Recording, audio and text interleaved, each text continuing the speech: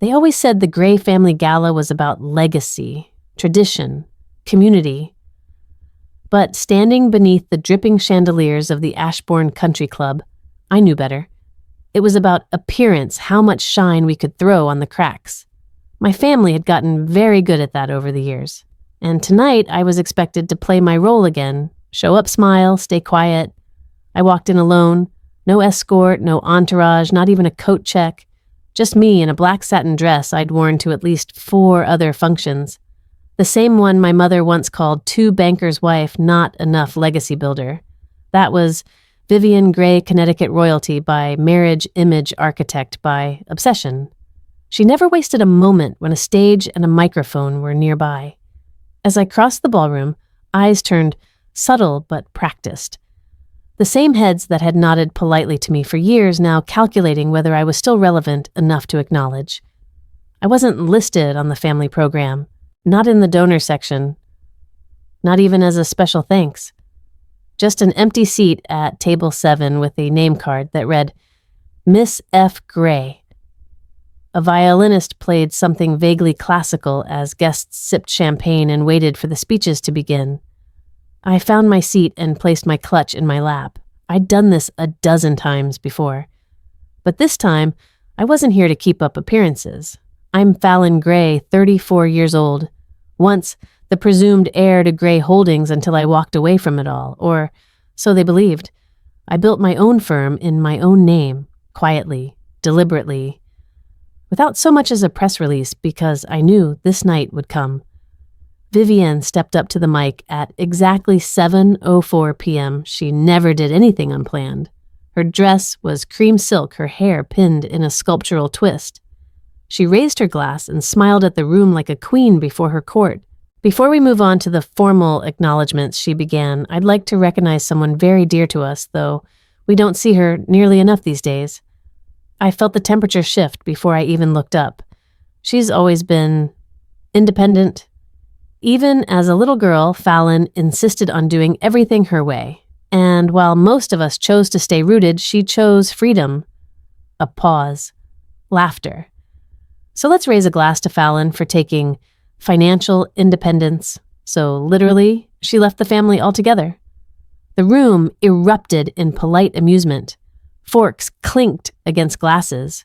Someone even whooped. I smiled. I nodded. I lifted my glass like I wasn't bleeding under the surface. And then I looked around the ballroom, at the velvet drapes, the custom lighting, the gray crest projected onto the far wall. They didn't know I owned the land they were standing on. Not just the event space, but the property itself. Acquired quietly through a holding firm. Transferred 6 months ago. Fully paid. No mortgage, no liens, just quiet signatures and perfect timing. As Vivian moved on with the program, introducing my brother Preston as the future of Gray Holdings, I allowed myself a small sip of champagne. They thought this was about embarrassment. Public humiliation. A warning shot to anyone else in the family who dared to walk away. But it wasn't. Not to me. This was confirmation. They still saw me as a threat. That meant I hadn't disappeared. I glanced at the time. 7:21 p.m., 12 minutes until dessert. 12 minutes until the servers brought out the petit fours and the ballroom lights dimmed for the commemorative video. And 13 minutes until the first of my lawyer's notices landed quietly in my parents' inboxes. I hadn't come for applause, or forgiveness, or revenge. I'd come to reclaim what was mine, quietly, completely, and without warning. 3 years earlier, the conversation had lasted exactly 9 minutes. I'd flown in from Chicago not out of obligation, but as a courtesy, one last attempt to explain my decision with dignity. I'd left the Gray Foundation months earlier, turned down the board seat they'd dangled like a family heirloom, and started building something of my own. I thought they might want to understand why. Instead, I was ushered into a conference room at my father's downtown office. No warm hellos, no coffee, just a stack of papers already waiting. Vivian sat primly in her cream wool coat, not even unbuttoned. Sterling Gray leaned back in his chair, hands folded like a disappointed professor. "We've revised the estate plans," he said. "You'll find your name removed from the family trust and voting shares. Preston will carry forward the Gray legacy. No warning, no negotiation. Just an execution of removal like I was a toxic asset they'd finally decided to offload." I didn't ask why. I already knew. I hadn't just left the family business. I'd refused to play the part they needed, the grateful daughter who clings to the name like oxygen. I picked up the pen and signed every page. No protest, no drama. I left the pen perfectly parallel to the table's edge and walked out. What they never asked was what I planned to do next. They assumed I'd spiral.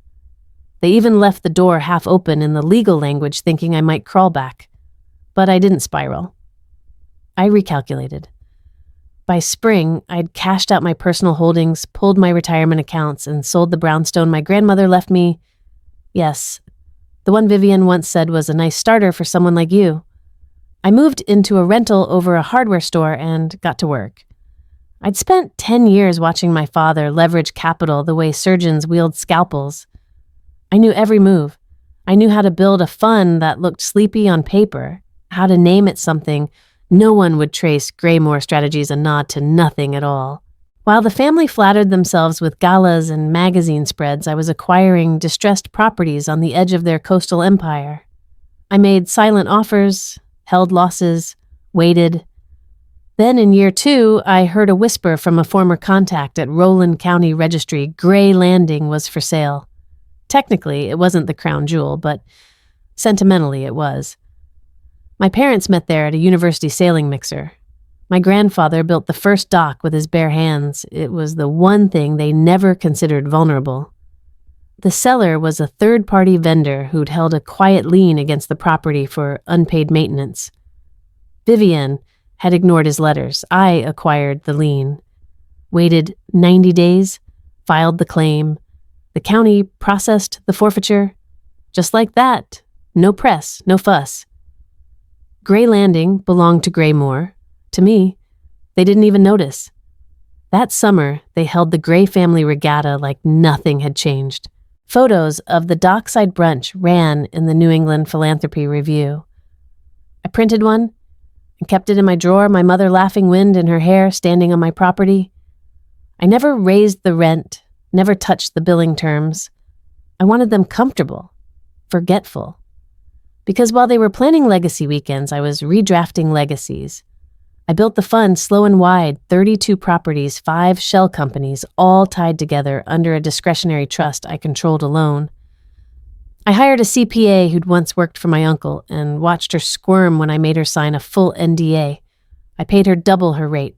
I wasn't bitter, I wasn't angry, I was deliberate. People think revenge is loud, but it's not. Sometimes it's just a line item in a quarterly report someone's too arrogant to read. They'd erased me from the paperwork, so I wrote new paperwork. They pulled my name off the foundation wall, so I bought the land under their events. And when they toasted my disappearance, they didn't know they were raising a glass on ground I owned outright. If they wanted to erase me, I'd let them. But I'd rewrite the deed. Back at the gala, the lights dimmed just enough for the crystal to glow. Violin music faded into applause as Preston stepped up to the podium. He adjusted his cufflinks platinum, no doubt gifted, and gave his signature half grin that always reminded me of someone trying to sell you something you didn't need. The crowd leaned in, the cameras clicked. He started with a joke about the family yacht nearly drifting into Rhode Island last summer. Laughter. Then he shifted into the familiar rhythm, gratitude, vision, legacy. I'd heard this speech 100 times in different coats. But this time was different. This time I was no longer angry, just observant. He spoke about how Gray Holdings has always been a beacon of generational leadership, about roots that anchor us and innovation that propels us. He thanked our parents for their sacrifice, our grandparents for their foresight, and the foundation team for stewarding our name with dignity. He never mentioned me. Not once. Not as an early funder, not as a former director, not even as a donor. They'd named a ballroom after our cousin Lane, who OD'd at 24. They ran a scholarship fund in his name. But me, I was their cautionary tale, the sister who strayed too far, the one who chose pride over family, the woman you point at in whispered conversations to teach your daughters what happens when you're too independent. I looked around. The room was full golden chairs and tight rows centerpieces that cost more than most people's mortgage payments. A waitress brushed past with a tray of wine. I let her pass. I didn't need a drink. I needed clarity. I looked down at my phone. My lock screen was simple, a photo of the view from my first apartment, the one over the hardware store where the pipes screamed in winter and the windows stuck. But that place taught me silence, discipline, distance. I opened my messages, typed a name, Daryl Singer, my attorney, trusted, unflinching. The man who'd drawn up every shell, reviewed every lease, tied every asset under my private trust. I typed 4 words, begin, withdrawal, all 3 tiers, and hit send. The screen dimmed. I sat back and listened to my brother close his speech with a flourish about new chapters. We look ahead, not behind, Preston said. We honor the future by shaping it ourselves. Applause thundered. My parents beamed, and I smiled too, because they were about to find out what it meant to be written out of the future, not with lawsuits, not with press, not even with confrontation, but with silence so precise it left no fingerprints. Let them toast. Let them celebrate. Let them imagine a world where I was gone. They didn't realize the seat they left empty had become the most powerful one in the room. The thing about being left out is it doesn't happen all at once. It's not some big, dramatic exile. It's gradual, a slow erosion, like watching your name fade off the family stationery one gala invite at a time. I didn't grow up unwanted, quite the opposite. I was their prize, Vivian's prodigy, Sterling's sharpest hope. They put me in tailored coats before I could spell my last name, interviewed me at 16 for Ivy alumni magazines, made me memorize estate law over summer breaks while other girls were sneaking wine coolers by the lake. But somewhere between proving I could belong and choosing to build something of my own, the temperature shifted. I didn't change, I just stopped asking who I needed to be to stay in the room, and that's when the doors quietly closed. Vivian once told me during a particularly frosty lunch at Le Verre, "You're too calculating, Fallon. That's the problem. You walk into a room like you're assessing exit strategies. You're not the kind of woman people root for." I remember stirring my coffee, smiling politely and thinking, people don't root for banks either, but everyone depends on them. My mother doesn't believe in gray areas. There's loyalty or betrayal, elegance or vulgarity. Her version of grace is an illusion delicate bone china filled with arsenic tea. My father was less poetic. He only ever called when the firm needed damage control, like when a junior partner posted drunken photos from a client retreat in the Bahamas, or when a land deal in Tampa turned out to be on federally protected wetland. That's when I became useful again. Not as a daughter, but as a fix, a resource to tap before being placed neatly back on the shelf. Even at my grandmother's funeral, the woman who used to slip me sugar cookies behind Vivian's back, I was seated at the outer table. Table 9, next to a second cousin who sold Herbalife and a man whose only tie to us was marrying an ex-Gray for 12 months in the 90s. I watched my parents from across the room, flanked by the real heirs. I didn't cry. I just took note. I wasn't estranged. I was strategically sidelined. They didn't want the burden of disowning me. That would have looked uncivilized, unbranded. Instead, they kept my photo on the hallway wall, but never mentioned my name aloud. They sent holiday cards signed The Grays with no return address. It was a form of erasure so practiced it felt polite. So I became an orphan by proximity. No tragic story, no custody battle, just a series of empty chairs with my name never on the list, but solitude does something strange when you let it breathe. It sharpens, clarifies. You begin to see which parts of you were built for performance and which parts still stand when the audience is gone. I stopped waiting for them to see me. I stopped performing the version of Fallon they liked best, the agreeable daughter, the polished extension of their legacy, and when I stopped playing, they stopped pretending. It hurt less than I thought.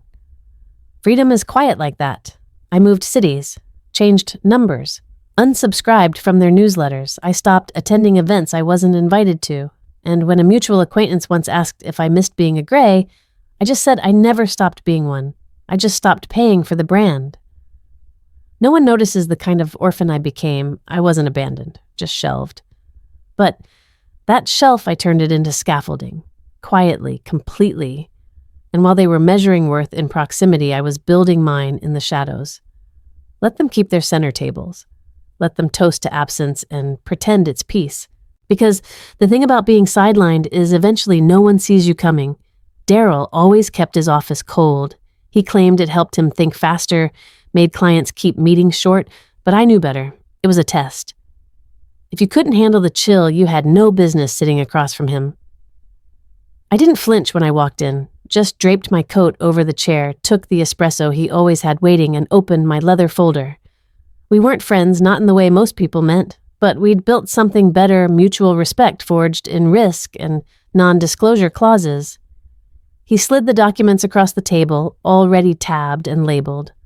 All 3 tiers are primed, he said, adjusting his glasses. Once you give the word, it all starts moving. I looked down at the documents. Nothing dramatic. No fireworks, just clean language and crisp formatting that represented nearly 4 years of patience. The first tab. Tier 1-4 commercial resort properties tucked into coastal towns that sounded too sleepy to matter. Each bought through shell corporations nested inside the Graymore Fund. Each of those resorts now in prime real estate after 2 nearby developments exploded in value. On paper, they looked disconnected. In practice, they controlled 3% of Gray Holdings' annual rental licensing revenue. My family didn't even realize they were cutting checks to me. Second tab, Tier 2. The real estate leverage. Subtle, but genius. 6 years ago, my parents refinanced part of the Gray estate to fund Preston's ill-fated tech venture. They used their land portfolio as collateral, but their lawyer, a little too eager to impress, folded in a margin line tied to a parcel they didn't fully own. That parcel was co-titled anonymously to a fund I'd seeded, which meant technically they'd leveraged my asset without permission, and I'd let them. For 2 years, I made zero fuss. Zero contact. I paid the tax liens myself, made small talk with the escrow manager, and sat tight. Because I knew the minute Preston failed and that line would get called. And when it did, I'd be holding the note. Third tab. Tier 3. A line of credit with Winmere Financial. Quietly secured using my trust's cash assets as a backstop. Vivienne had opened it after one of her foundation projects in Charleston ran over budget. She assumed it was underwritten through an old contact. It wasn't. I watched her spend like she still had 5 commas in her portfolio. Watched her launch a gala series and a wellness fund. And now she was weeks from breaching the limit. One signature from me, and the line closes. The cash evaporates. The projects freeze. Daryl leaned back. You sure you want to go now? You don't have to do it all tonight. We could stagger. I looked out the window behind him. Manhattan gleamed, brutal, polished, alive. It didn't wait for people to catch up. No. I shook my head. I don't want them to crash. I want them to sweat. Just a little. He smiled. Controlled bleed. Got it. I scanned the authorization letters again, this time slower. Not because I doubted the legal structure Daryl never missed, but because I knew what this meant. For years, I'd played ghost. Let them think I was distant, disconnected, harmless. Let them think silence meant surrender. But tonight wasn't about vengeance, it was about proof. Proof that the daughter they sidelined could build an empire in the gaps they left behind. I initialed the forms. Daryl countersigned. No drama, no theatrics. Just ink and air and 20 years of unspoken calculation. He handed me the final folder. This one controls the line of credit. I tapped the cover once, then met his eyes. Hold it until 9:30. He raised a brow. By then, I said they'll be on to coffee service. They'll still be laughing, still pretending. He nodded slowly, then said, almost amused, And after that, I stood slipping my coat back over my shoulders. The chill didn't touch me. Don't freeze everything I said, just enough to make them sweat by dessert. Then, I walked out into the night where legacy had no currency and leverage was the only language left. The first time Preston ever asked for help, it wasn't with words. It was in the way he showed up to my Chicago apartment that winter, thinner than usual, eyes rimmed red from too many sleepless nights and not enough truth. He said he was just passing through, but he hadn't booked a hotel, and he lingered in the doorway like someone hoping I'd pretend not to notice the suitcase he was trying to hide. Back then, he was still chasing his MBA wrapped in a version of himself built for LinkedIn bios and legacy profiles. But the shine had dulled. A startup idea he'd pitched to the Gray board had flopped. 2 internships had dried up. He'd co-signed a roommate's lease that imploded when the guy ghosted, leaving him thousands in rent debt and student loans with a 9% interest rate. He'd never admit he was drowning. Not to me, especially not to me. So I asked no questions. I just made T let him vent about unfair professors and how the financial system was rigged and listened like a sister, not like a strategist. He left the next morning with a weak smile and an Uber I paid for without telling him. That afternoon, I created a grant, the North Lane Fellowship Fund. It didn't exist until that day. I had a shell 501c3 already on standby, something I'd considered using to launch a community mentorship program. Instead, I wired it $1,800 under the guise of merit-based support for mid-career graduate students showing resilience in transitional economies. I made sure he met the criteria, I filled in the paperwork, I forged the award letter signature. I hired a retired admissions officer to make the phone call and congratulate him. He was ecstatic. Texted me a week later, "Guess what? Just got approved for this crazy grant. Didn't even apply. Must have been a nomination thing." "Can't believe my luck," I replied. "Proud of you." And that was it. I didn't want gratitude. I just needed proof. Proof that I wasn't born cold, that somewhere in the calculation there was still loyalty, that all the silence hadn't calcified something vital. But that was 3 years ago. Now, Preston stood at the center of every family photo, flanked by our parents and praised in industry magazines as the visionary heir. Gray Holdings had positioned him as the next Sterling.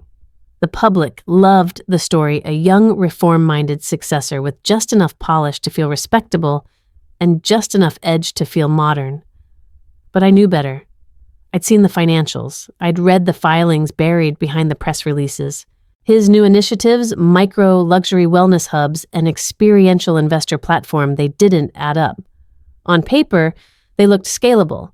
In practice, they were bleeding cash. I'd seen the internal reports from vendors asking for delayed payments. Caught the missed quarterly reporting updates.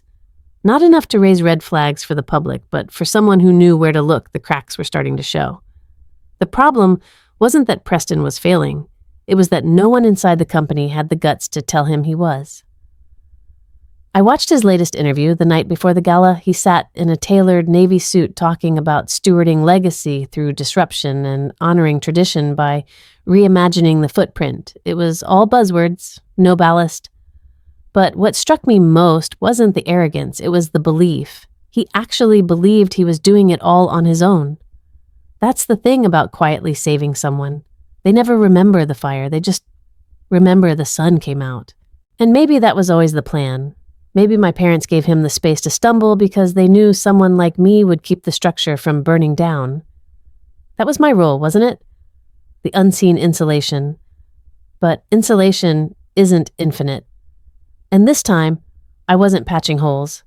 I was letting the air in. He could lead Gray Holdings if he wanted, wear the crown, smile at the cameras. But eventually, numbers don't lie. And legacy isn't a trust fund, it's a ledger. And someone always ends up reconciling it. The restaurant was carefully chosen neutral territory, wrapped in soft shadows, hushed waitstaff, and the kind of polished wood and low lighting that made betrayal feel polite. The jazz murmuring through the overhead speakers didn't soothe, it muffled. I hadn't picked the place for nostalgia or sentiment. I'd picked it because I knew no one here would raise their voice. Not even them. A private room, of course, not for secrecy, but for control. I wasn't walking into another ambush disguised as a family dinner. Not this time. My mother arrived first as always. Bone-white silk blouse, gold cufflinks, and that unnerving ability to smile without meaning it. She leaned in to kiss the air near my cheek, not touching, not warm. "So thoughtful of you to want a reunion," she said with the faintest edge. Her clutch rested like a trophy on the table. My father followed moments later, phone still in hand, thumb hovering over the screen as he slid into the leather booth like it belonged to him. "Let's keep this brief," he muttered, already waving toward the server for a neat scotch. He didn't meet my eyes. Preston came last. Confident, pressed smug. His jacket was unbuttoned like he wanted to seem casual, but everything about him was curated. "Figured this was about you wanting back in," he said, flashing a grin as he sat. "Told the team I'd be late, but I'll smooth it over." I said nothing, just gestured for the wine to be poured, folded my napkin neatly, and let them talk. We made it through 2 full courses, lobster bisque, lamb, a nod to old habits.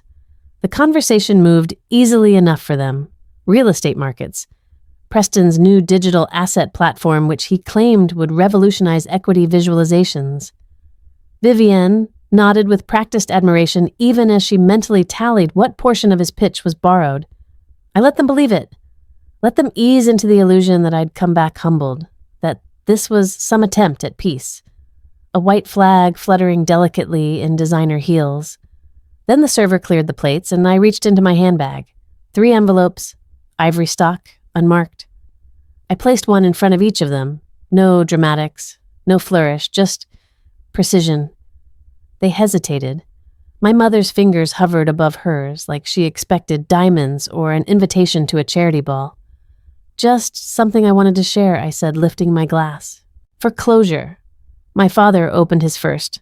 The paper made a quiet snapping sound as he unfolded it. His eyes flicked down, then back up, confusion clouding quickly into disbelief. "It's a lease termination," he said slowly. "For the estate. Effective in 30 days, I confirmed, gently swirling the wine. "I own the deed. The holding company was dissolved last week, but we've lived there for... You didn't read the fine print I cut in. Your trust held tenancy rights, not ownership. A detail you overlooked when you had me sign the revisions at 25. His jaw clenched, not in anger, but in uncertainty, like the ground had suddenly gone soft beneath him. Vivian opened hers next. She unfolded the heavier document, the kind printed on 32-pound bond paper used for legal service. Her brow furrowed. "This is a funding freeze for the Women's Fund," I clarified. "Technically, a suspension of disbursements pending a reassessment of alignment with the fund's stated mission." Her lips tightened. "I was the originator of the operating capital," I said lightly. "The oversight board's just now catching up. You don't even believe in legacy philanthropy?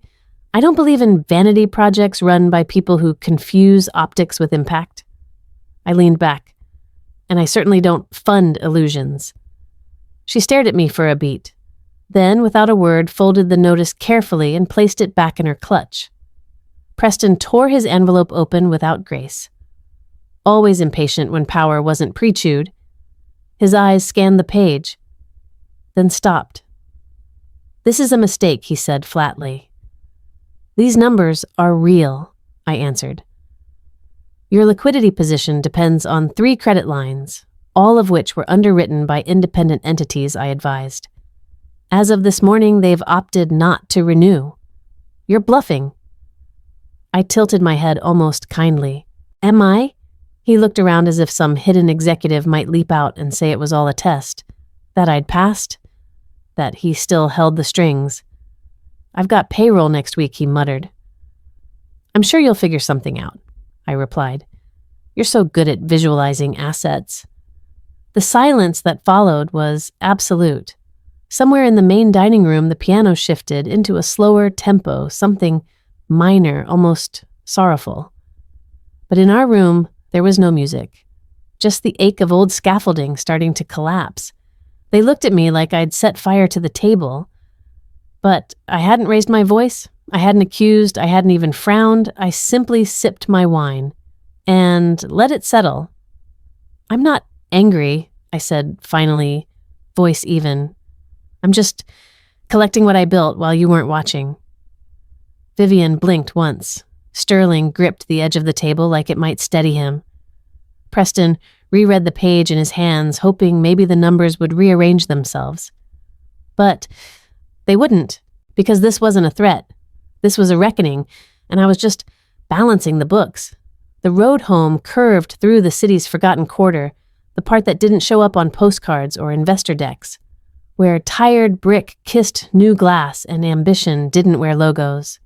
Fallon drove with the window cracked just enough to let the October air brush her skin. Not cold yet, just crisp enough to remind her she was still alive, still capable of feeling. The car was quiet.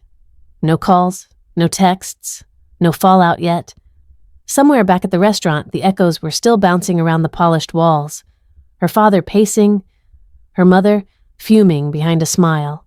Preston probably already on the phone with counsel insisting this was salvageable, that she could be reasoned with. But Fallon didn't think about them. Not anymore.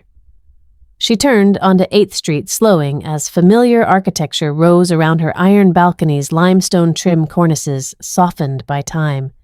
Then the building. Her building. Unremarkable to the world, but unforgettable to her. She eased the car to the curb, engine idling, and stared at it from behind the windshield.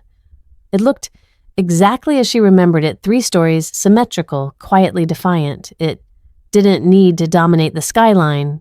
It didn't need flash. It stood in its own gravity. At 22, she had stood across this very street with her parents. She'd worn a blazer one size too big, gripping the folder that held her first pitch deck. Her father had stared up at the facade and smoothed his cufflinks, voice clipped. "This isn't the kind of place that lets you in just because you have ideas, Fallon." Her mother had followed ever the echo. "You don't have the name for this kind of influence. Better to invest in something modest, something you can manage, not pretend to lead." Fallon had smiled then, not because she agreed, but because she knew that if she let the silence stretch too long, they'd fill it with doubt, and she wasn't ready yet to let them hear her think. But she remembered. She stepped out of the car, now heels clicking softly against the pavement, and crossed the street with quiet deliberation. The building glowed under the warm amber of the street lamp. Ivy curled gently around the edges of the iron fence. Inside, the lights were off-staff, long gone, but it was the plaque that caught her eye. Polished brass, firmly mounted, gleaming even in the dark. The Gray Equity Foundation, founded and funded by FG. No mention of her full name, no family crest, no branding campaign. She had built it that way on purpose. 3 years ago, the foundation opened its doors without ceremony. No gala, no media coverage, no viral launch, just quiet capital seeded into housing programs, educational grants for first-generation students, small business microloans for women aged 50 and up an overlooked demographic. Fallon understood intimately. It had always been anonymous. Review boards blind to the founder. Decisions made without legacy hanging in the air like cologne. The only hint was that small engraving FG, which no one had bothered to question. Her parents had never asked. Preston hadn't noticed. They assumed she was too removed to build something real, and she'd let them believe that. She stood still, watching her own reflection in the glass. Steady, unsmiling, composed. Not cold, not empty, just clear. A woman who had nothing left to prove and no one left to perform for. Her fingers brushed the edge of the plaque. She didn't grip it, didn't straighten her shoulders like a conqueror posing for a camera. It wasn't about claiming credit. It was about bearing witness to herself, to the journey, to the version of her that kept going long after applause was no longer a possibility. Once upon a time, silence had meant being erased. Now, it simply meant privacy, a choice, a boundary, a signal that not everything had to be visible to matter. There was strength in not needing to narrate your every move, power in being the one who could shift tectonic plates in a whisper, while others shouted from rooftops just to stay relevant. Not everything needed to be loud to last. She turned away from the building and walked back to her car. The city buzzed in the background taxis, moving conversations drifting from open patios, the low hum of a life that didn't know hers had just changed course forever. Her heels were nearly soundless against the sidewalk, a learned softness, the kind that doesn't announce itself, the kind that builds.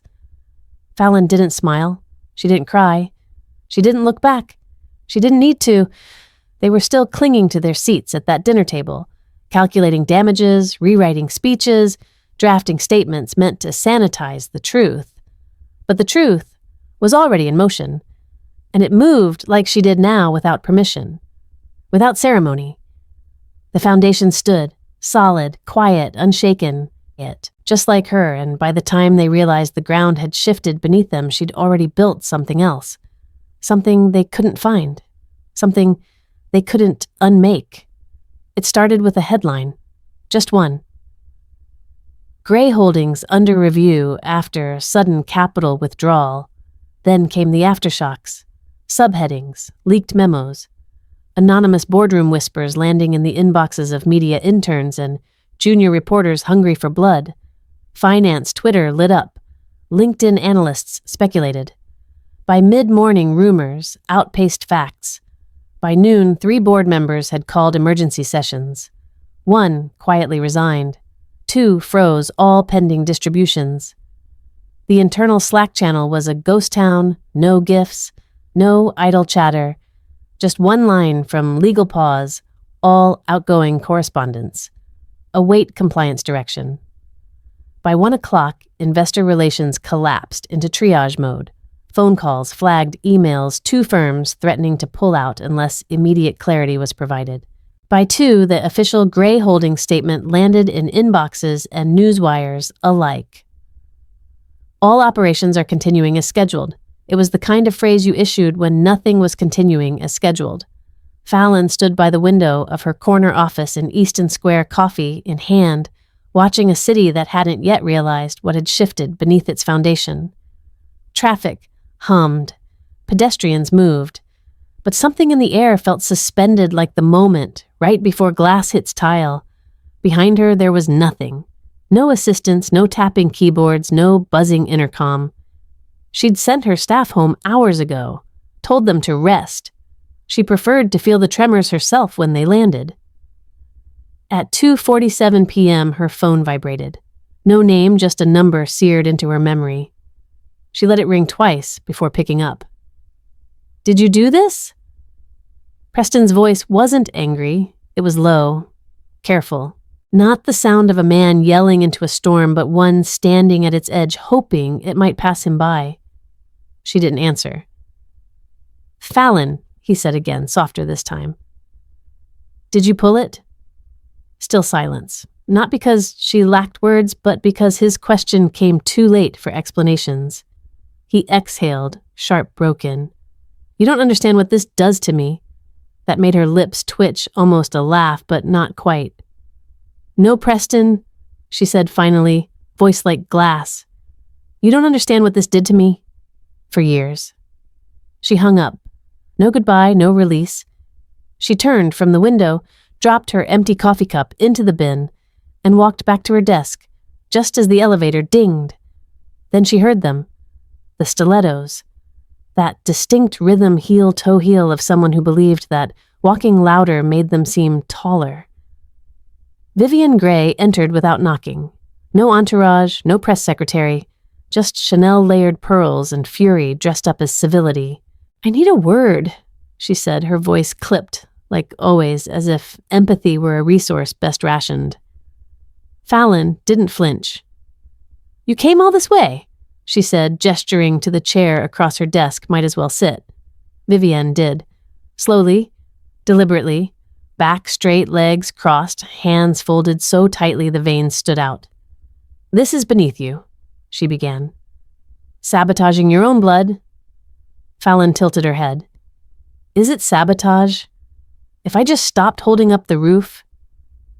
You knew what this would do to Preston. His reputation, our investors are in chaos. The board is panicking. People are asking questions about the fund, about the loans, about you. Fallon leaned back in her chair. Good. Let them ask. This isn't power, Fallon. This is personal. No, Fallon said slowly. Personal would have been putting my name on every funding document. Personal would have been calling the press myself. Personal would have been releasing the emails you sent me after I declined to come back. Vivian's expression cracked. Not visibly, but something behind her eyes dimmed for a second. Fallon leaned in, voice low. You called me the embarrassment of the family. I just made sure the numbers matched the narrative. The room stilled.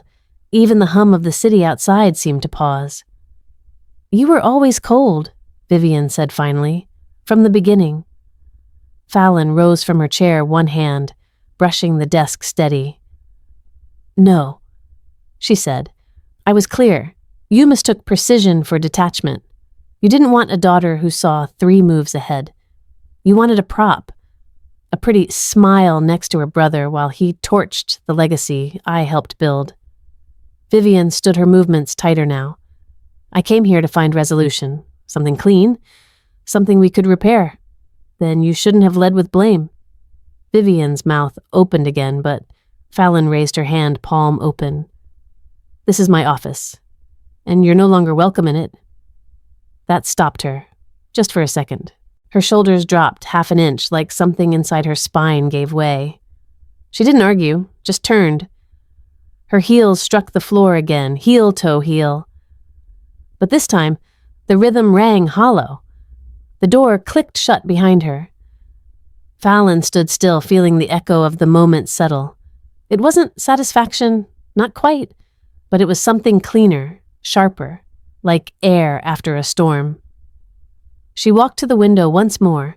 In the distance, the gray Holdings Tower shimmered, polished, iconic, hollow, the kind of structure that looked unshakable until you traced the funding. Let them whisper, let them scramble. This wasn't revenge, it was math, and for once the numbers weren't cooked. The sun had already begun its slow descent by the time I pulled into Celine's gravel drive. The trees along the road were taller than I remembered, swaying gently in the breeze, casting long-reaching shadows across her ivy-wrapped porch, like arms stretching out for a secret. She still lived in the same colonial-style house just outside of New Haven. Paint, chipped in places, shutters slightly askew, but alive in a way no gray estate ever had been. Nothing moved too fast here. That was the whole point. That's why I came. Aunt Celine wasn't technically blood, but she'd been in every childhood photo that mattered. Godmother, keeper of off-the-record truths. Vivian's older cousin by marriage, distant enough to stay clear of the Gray family performance games, close enough to see every card being played. She never raised her voice, never got in the way, but she always saw more than anyone realized. The door opened before I could knock. Took you long enough, she said. Her voice carried the same subtle rasp. It always had the kind that made you think of tobacco and unsent letters, but there was warmth underneath it, like she'd been expecting me longer than I knew I was coming. Inside, the air was cool and scented with something familiar, orange peel cedar and old books.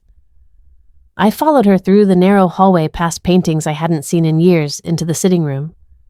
2 teacups waited on the small round table, steam curling above them like small ghosts. She never served coffee. Said it made people forget how to listen. Bit of a storm you've kicked up, she murmured, settling into her chair like someone easing into a story they already knew the end of. I'm aware, I said, accepting the cup she handed me. Celine tucked one leg beneath herself in the way only women over 60 who've long stopped needing to prove anything can sit without apology. I assume you're not here to apologize. No, I replied. I think I just needed to see someone who knew the whole board wasn't rotten. She studied me over the rim of her cup and smiled faintly. Fallon, I knew what you were doing before you did. I blinked. You? What? She leaned in, elbows resting gently on her knees, fingers laced around porcelain. Who do you think helped your lawyer secure the exemption clause in the Family Development Trust? The one your mother used back in '04 to bury that investment error under a nonprofit grant. I sat up straighter. That loophole wasn't a coincidence she finished for me. I kept it alive, quietly.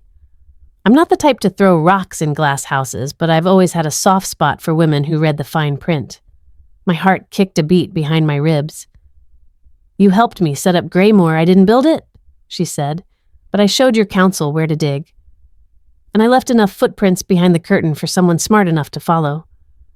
There was no triumph in her voice, no gloating, no validation seeking, just quiet knowing. Like a gardener who'd planted something resilient and now it had finally broken through the frost. You knew what they did to me, I said, voice low. I knew what they trained you to become, she corrected gently. You think Vivienne built her image on poise alone? No. That family forged you like a blade sharp polished and kept hidden. But what they never expected was that you'd stop cutting for them. That landed in a place I hadn't let anyone touch. Not pity, not approval, recognition. I thought I was alone, I whispered. You weren't, she said simply.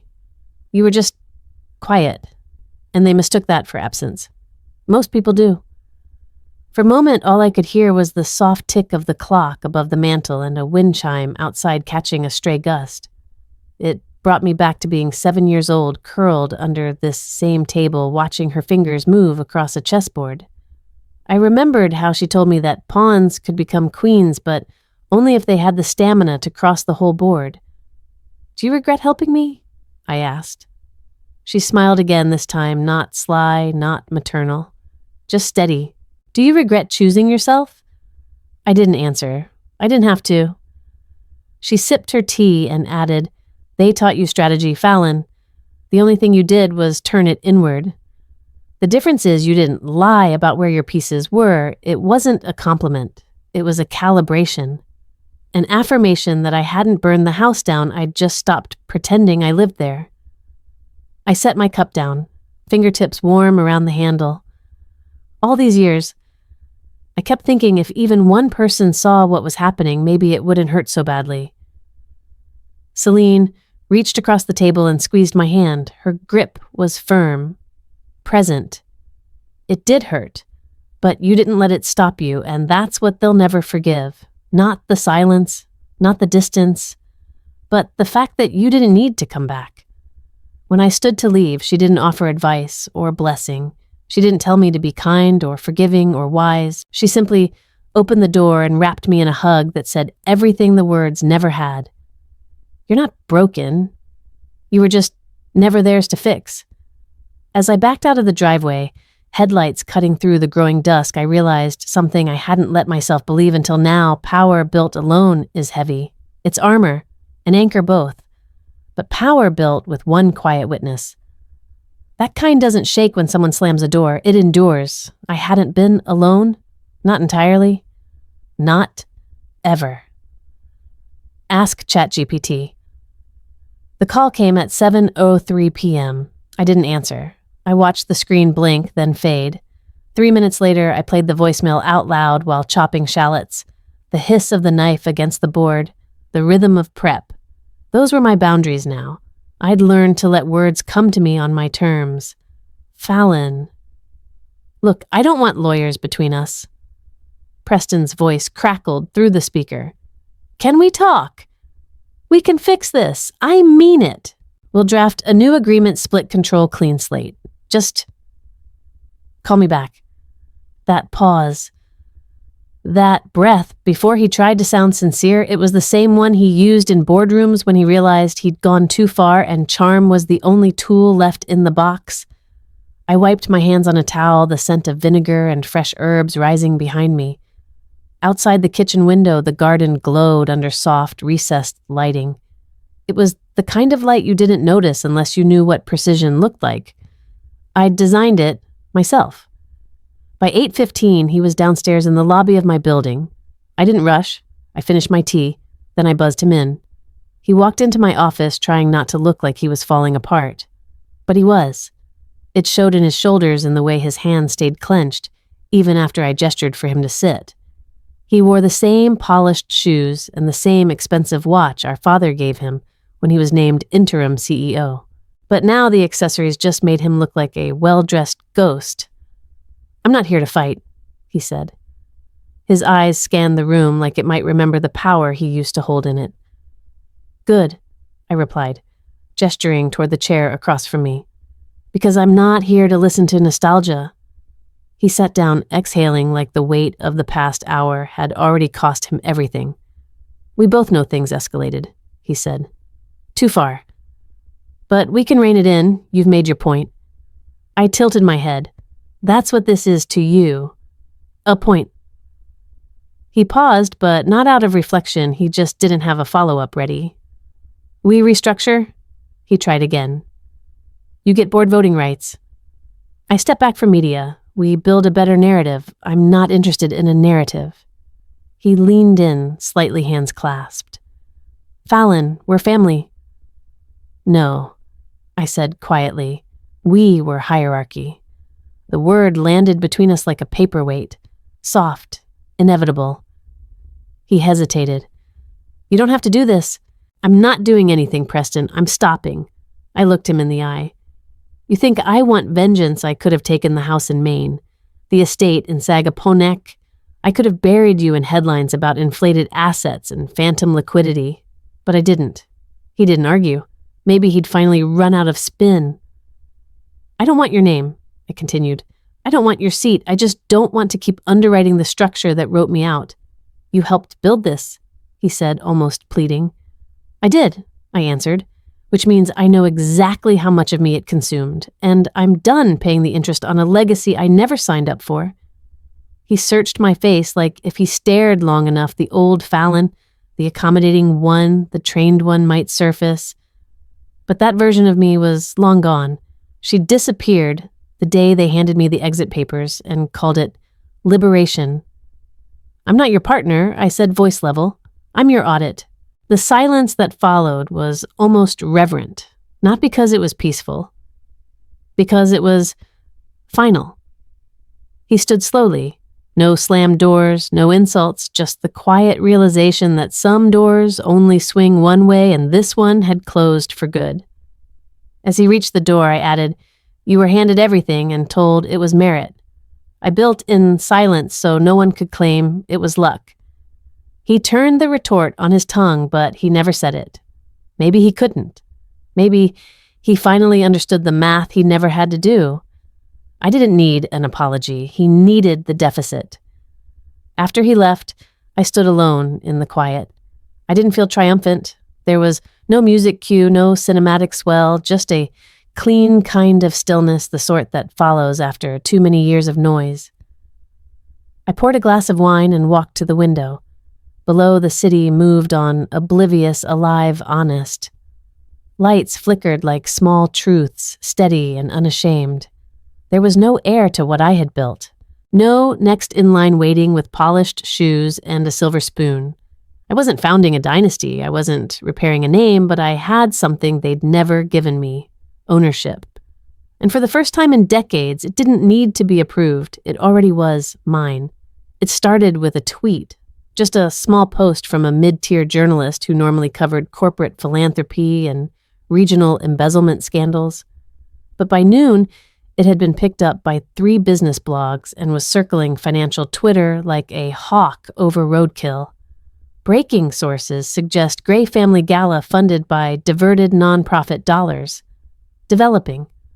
By 4 p.m., someone at the Connecticut Sentinel published a full expose. It wasn't just a hint anymore, it was receipts, wire transfers, donation ledgers, staff email leaks. The Gray Women's Fund, a nonprofit Vivian had co-founded for a female advancement in finance, had routed gala funds through a Shell Arts grant, masking the event as a cultural enrichment summit. Of course it wasn't cultural, it was catered.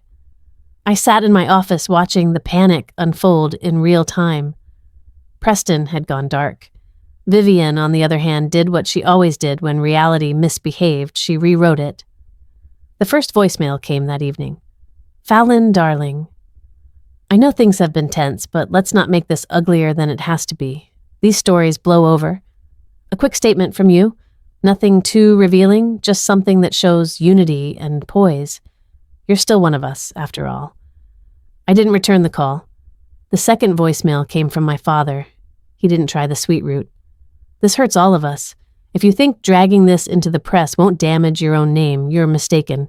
You're still a Gray. I turned off my phone. By the next morning, the New York Chronicle ran a front-page piece when philanthropy masks. Privilege, the gala, that wasn't. Photos from the event, my mother clinking glasses, my father giving a self-congratulatory toast. Preston standing at the podium were juxtaposed with internal grant documents that should have gone to housing assistance programs. The piece was sharp, surgical. No overt blame, just cold facts lined up like dominoes. I hadn't spoken to the press. I hadn't needed to. Weeks ago, I'd filed a quiet report with the state's Charitable Oversight Board. No headline, no credit, just a set of questions and photocopies that couldn't be ignored once the first thread was pulled. That afternoon, Vivian showed up at my office. She didn't knock, just walked in like she used to when I was a teenager opening doors like they were still hers to command. She wore navy, not black, a strategic attempt to look respectable but not mourning. Her lipstick was the exact shade of Grace Under Fire. "I hope you're proud," she said without sitting. I leaned back in my chair. I'm not invested in pride, just accuracy. She stared, lips pressed into a line she'd perfected for charity boards and crisis interviews. "You think this makes you better? You think tearing us down elevates you? I think transparency is overdue." Her jaw tightened. "You could have come to us. We could have handled this with discretion." "You mean silence," I said. "Like you handled Grandmother's Foundation's missing funds, like you handled my removal from the trust." Her face barely flinched. This family built something bigger than any one person. "No," I corrected. "You built a spotlight, and now you're upset someone turned it around." For a moment, I thought she might scream, but instead, she softened. "Fallon," she said gently, "don't do this to your name. Don't burn it down just to prove you didn't need us." I stood then, slowly. "I'm not burning anything," I said. "I'm just no longer funding the fire." She didn't have a response for that. As she turned to leave, her heels echoed sharply against the marble, expensive, practiced hollow. That evening, a new piece circulated. It wasn't from a news outlet. It was an anonymous op-ed in the Atlantic Ledger under the headline, "When Legacy Becomes a Weapon." It began. They say inheritance is a gift, but sometimes it's a leash braided from guilt and entitlement passed down like fine china cracked, but still expected to be displayed. What happens when the heir cuts the cord? When she steps out of the portrait frame not to destroy the gallery, but to build a life where no one controls the brush? The article didn't name names. It didn't need to. The timing was deliberate. The language calm, restrained, razor-sharp felt unmistakably mine even if I hadn't written it. But someone had been listening. Someone had been watching this slow fracture long enough to translate it into something larger. By morning, it had been shared 30,000 times. I didn't decline comment because I was afraid. I declined because they no longer deserved an explanation. Let them craft their statements, let them beg for dignity. The numbers already told the truth. And this time, I wasn't the one spinning. 1 year later, the gala looked nothing like the one where it all began. No crystal chandeliers, no hired string quartet playing Vivaldi just to be ignored. No paparazzi at the front entrance desperate for a shot of some socialite's earrings. This time, the air buzzed with something warmer, lighter, earned. The venue was a converted factory space near the river, polished concrete floors hanging Edison bulbs, exposed beams. Nothing about it whispered excess. Everything spoke of intention. I stood backstage, adjusting the cuff of my midnight blue blazer. No stylist had picked it. No publicist had prepped me with talking points. There was no legacy to defend, no ghosts to appease. Just a foundation built from clean ledgers and quiet hours. And tonight, We celebrated its first full cycle of funding. My godmother, Aunt Celine, had arrived early. She wore flat shoes and a crooked smile, her silver hair pinned up like she hadn't changed a thing since the last time we met. I watched her from behind the curtain as she mingled with two young women, both scholarship recipients. One of them was barely 20. She was showing Celine a photo on her phone, a class project, a mock-up for an app that tracked public school grants. Celine nodded like the girl had just explained astrophysics. That was her gift, making people feel heard. As I stepped into the wings, a volunteer whispered, "We're ready when you are, Miss Gray." I didn't flinch at the name anymore. The stage wasn't high, no fanfare. Just a low riser surrounded by string lights and folding chairs, filled with donors, recipients, mentors, and partners. Somewhere in the back row seats they had claimed themselves sat my parents. Vivian's hair was shorter now, her signature pearls traded for something subtler. My father sat beside her, a pressed handkerchief folded like armor in his lap. Neither of them had asked for a seat at the head table. Neither had been offered. No one announced them when they walked in, and no one missed it. I stepped on stage. The spotlight was soft, not blinding, just a gentle white glow that lit my name on the banner behind me. The Gray Equity Foundation, a future, funded differently. I smiled. Not for the cameras, there were none, but for the people who had quietly helped build this room. "I want to thank each of you for showing up tonight," I began. "Not just here, but over the last year in meetings and interviews in classrooms and in boardrooms where funding decisions actually shape lives." A few heads nodded, others smiled. This isn't a celebration of wealth. It's a celebration of redirection, of what happens when capital isn't used to control legacies, but to unlock them. Scattered applause. I let my eyes wander. To Celine, still seated front row. To Tasha, our youngest intern beaming beside her professor. And yes, to the back row where Vivian looked down at her folded hands while my father remained still, unmoved, unreadable. They laughed that night. I continued, voice steady. "Some of you know the story, others don't. It doesn't matter. What matters is this: I am no longer part of a portrait someone else painted. I am the one holding the brush." There was no applause this time, just silence. Thick. Reverent. I stepped off the stage, slowly.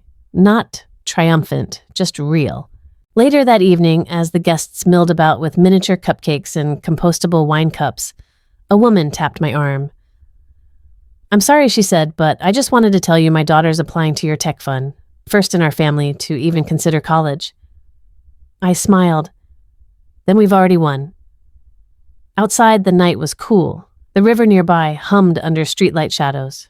No cameras, no press. Just the echo of something finished, or maybe finally begun. They raised me to speak only when spoken to weigh each word like currency as if language itself was a debt I had to repay with obedience. My mother called it grace. My father called it decorum. I called it silence. And for a long time, I mistook that silence for weakness. But they underestimated the kind of power that grows in quiet, the kind that doesn't erupt, it rearranges. This morning, I walked past the old Gray Holdings building.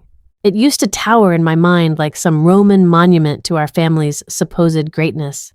Corinthian columns, a fountain with a bronze heron in mid-flight, all that performance.